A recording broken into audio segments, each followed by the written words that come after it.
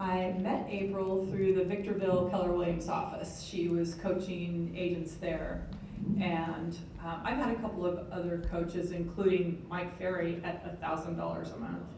And I would get furious because this guy kept asking me about my husband. And I told him 3 times, I'm not married. He'd say, how'd your husband do that for you? I'm like, dude, I'm paying you $1,000 a month and you can't even take a note that I'm not married. And I'm like, what am I paying you for? You know? And April remembers everything. And I'm thinking, does she take notes all the time? Or does she just have a terrific memory? Or like, I mean, she knows so much. I'm like, does she read 24 hours a day? What does she do?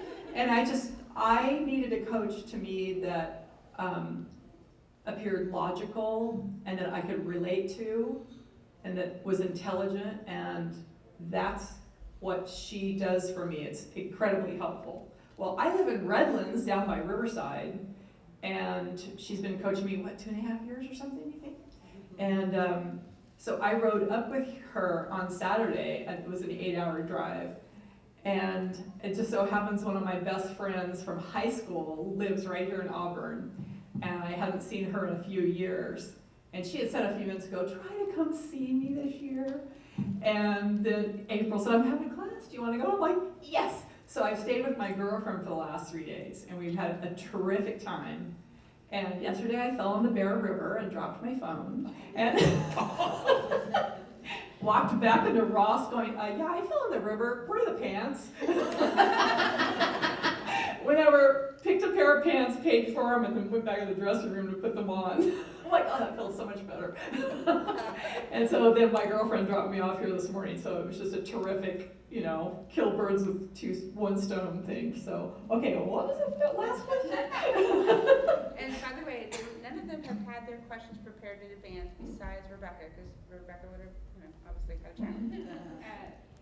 So the final question for this moment is, what trail are you that you've been sharing that you've watched happen in our coaching? What's happened through the coaching and through your own choices that have created more business for you? The biggest thing, and it's not a specific thing to me, it's more of an overall thing, and I'm very resistant to coaching.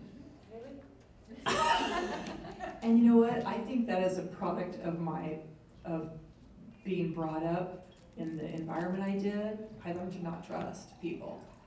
And I have to see that they know what they're doing before I can trust them.